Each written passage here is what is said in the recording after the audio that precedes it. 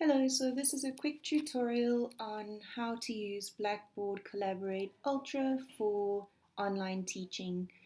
So what we've got here is my module page, and when you want to set up Blackboard Collaborate Ultra, the first thing you do is go to Course Tools. So if you open up course Tools, you'll see there's a link there, Blackboard Collaborate Ultra, and you'll see it opens up and you can create sessions, but you also have a course room that's already available for you to use for classes or consultation. So you have to make sure that your course room is unlocked and available, and you can just set the settings over here. There will also be a link that you can copy and share with all your students and even with non-students, that they can then get access to this course room and consult with you and engage with you in the course room. But for your students who are part of the course, you want this course room to be visible to them. So what you do in ClickUp is you create a content area, or at least go to this plus sign at the top, and you create a tool link, because Blackboard Collaborate Ultra is a tool. And you click on this button, tool link, and let's say you want to call it online classes, as I have done, and then you drop down from here and you choose the option Blackboard Collaborate Ultra. You make it available to users and then you submit. And then you'll have created a link. Now, if we go into this link, you'll see that immediately students will be able to see this right at the top. And this is your course room. You can also create specific sessions. For example, if you're running a tutorial at a particular time and you want to direct the students to participate in a tutorial. But let's go into the course room and see what it looks like. So we click here and we get the option to join the course room. So we are going to click on join the course room. And you can see that guest access is permissible. So if you send anyone, even someone who's outside of the university, this guest link, they will also be able to just join the course room in the same way. So we click join the course room, and then it will prompt us. It shows we're joining. We allow it to use our microphone, and then it will show that I'm present in the course room. I just had a consultation with a student in here, so she was just consulting with me in this virtual room so she could see me and me responding to her questions. Then I make sure that I share audio because I want my students to be able to hear me. But when they join, you want to instruct them to turn off their audio and listen until they want to ask questions. So you turn on your audio, and you want them to be able to see you, so you also share video, and you allow the app to see you, and there we are. Now the students can see you as if you're in a normal classroom environment. And so you choose share video, and there you are. They can see you and they can follow as you're speaking. The next thing you want to do, and you want to direct your students to do this too, is to click on the Open Collaborate panel button. So you click over here, and in this way you can then work with Messenger with the students, so you can send messages to everyone or just to one or two people. These messages will only last for as long as your particular session lasts. And then you can also send messages to other moderators that you've allowed within the course. So if, for example, if you're co-teaching with someone and you just want to let the moderator know something, you can do that there. So you simply, if you type to everyone, you simply say, "Dear students, welcome to the course room." And you can send that to everyone. And then the other nice tools that you find here are content tools. So the first content tool is a blank whiteboard, and in this you can write things. You can write So let's say you're giving the class and I say to my students, today we're going to learn about Padja. This is quite difficult to do. I haven't done this before, so I wouldn't recommend doing it unless you have very good handwriting. So it might be better to use text. And we're going to learn about a decision of an administrative nature. And now we can keep referring back to these things. So we can say we distinguish between, and let's just remove this because it's so messy. Start again. So we're going to learn about Padja.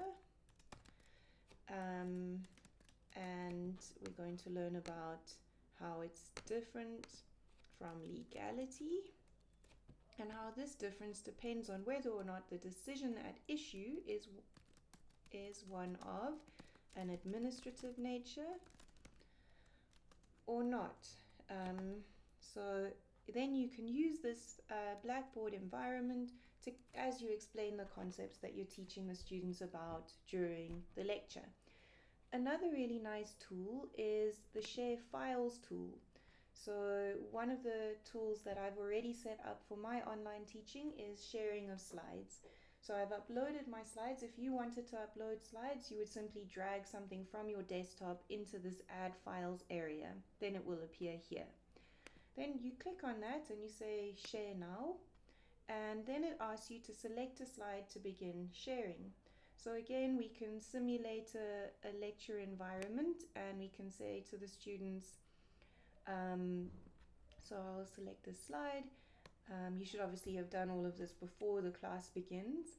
And we'll say, so we go, this is literally, we were on, when I ended class last week, we were on this slide. We're about to address this slide. So you can say, you'll remember that we've already addressed the issue of the distinction between administrative and legislative decisions and the distinction between administrative and executive decisions. The last important distinction we need to discuss is that of administrative and judicial decisions. And so today we'll be discussing the Sudumo case as an illustration of that. So you can see how you give the lecture with reference to your slides and the students will be able to see both you and your slides and you can talk them through what's on your slide. And even on this, you can use a pointer, you can type in additional information, you can make shapes if you want to, you can change the colors of your text, you can do all sorts of things. You can select information while you teach, and this makes it really interactive for the students. The students, on the other hand, can raise their hands, so that will pop up here and it will look like this. They can participate and you can then allow them to turn on their microphone and ask a question and engage with them. They can also turn on their video in exactly the same way you did, and they can then ask you face to face in the class a question if they're brave enough. Alternatively, they might put up their hand and ask a question in the chat, and then you can respond to everyone in that way. Now you'll see on my slides over here, for example this one, that in class I had a multiple choice question that I raised with the students. Now because we're in a virtual environment, it would be better to raise this kind of question using the multiple choice polling option. So I would have it here on the slide and I would say, now we're going to do this question, but then I would tell them to go to the multiple choice where I would have already uploaded the question and the options, and ask them to all select the correct option. So work through the options with them and then give them a moment after working through the options to select the one they think is correct, and then you can give them feedback on how they did. So you can start that here. So once you've created the question, which you should again create before the class, you can have it ready for engagement here.